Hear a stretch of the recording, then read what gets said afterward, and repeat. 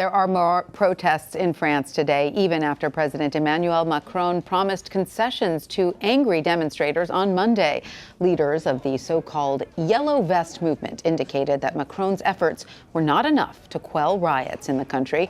This comes as hundreds of students staged what they are calling Black Tuesday protests in solidarity with the Yellow Vests. Students blocked the entrances to about 60 schools.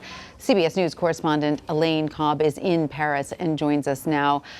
Elaine, President Macron had backed down on the fuel tax increase, which started all of this unrest, and additionally agreed to a number of other concessions, including a minimum wage raise, tax cuts for retirees, a Christmas bonus. Why are protest leaders saying all of this still isn't enough?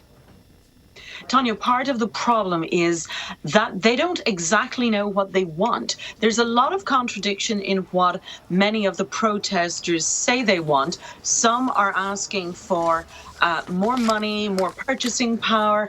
They're asking for a the kind of tax breaks that will make life much simpler for them. And some are going as far as saying, we're not going to stop until the government resigns, until the president resigns. So it's hard to work out exactly at what point they will be happy enough to say, okay, we're good with this. There's also the issue of the wealth tax. That was scrapped.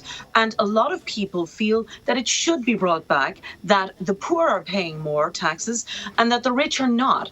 And President Macron has said he doesn't want to bring it back because he believes that business owners, for example, will use their money to plow it back into the economy.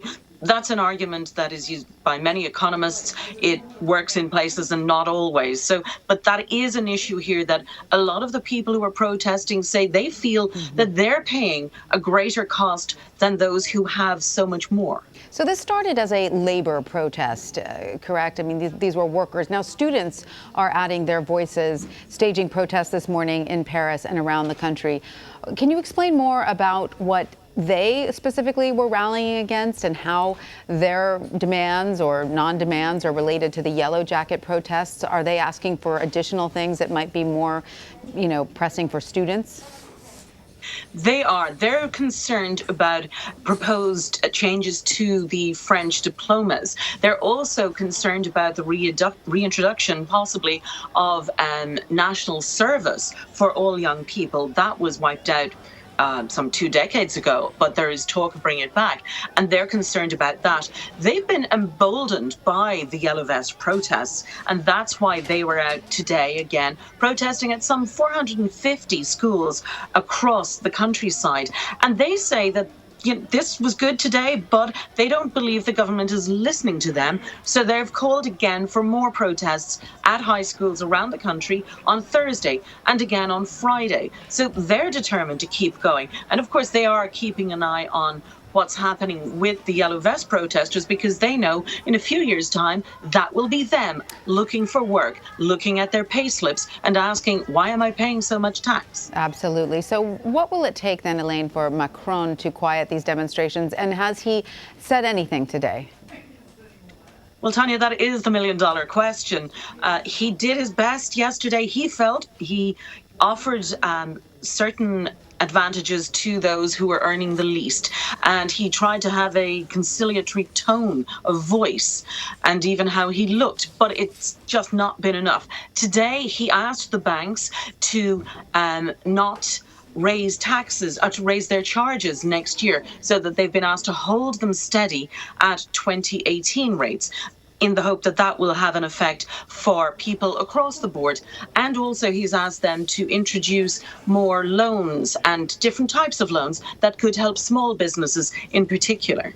And can you describe the atmosphere right now in Paris? I mean, obviously for so many Americans, Paris is the city of light. It's the place we dream of taking a vacation. And to see it sort of, in this state is very, very sad, not just for Parisians, but for people around the world. It's one of the most famous cities in the world. Well, describe the atmosphere there, if you will, and the level of destruction to sort of the main principal areas of Paris.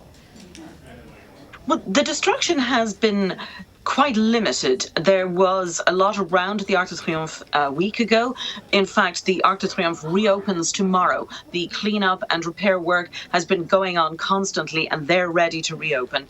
The city has been putting out cleaners right from the night of the demonstrations and the next day to try to clear the place as quickly as possible, so that literally by this morning, you would not realize what had been happening during the week for the most part. Mm-hmm. There are some flashpoints where clearly you can still see burnt out cars, and the Champs-Élysées has been affected. But it's funny, it's like during the week, this isn't happening. And then at the weekend, the protests are on again, and you can see that discontent, and also the place empties. The last 2 weekends, Parisians have just stayed right out of the city centre. They don't go anywhere near it, and it's likely that will be the situation this coming Saturday if there are protests, as there have been promised, and many of the Yellow Vest protesters say they will be coming back.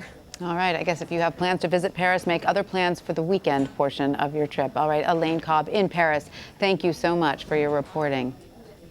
You're welcome.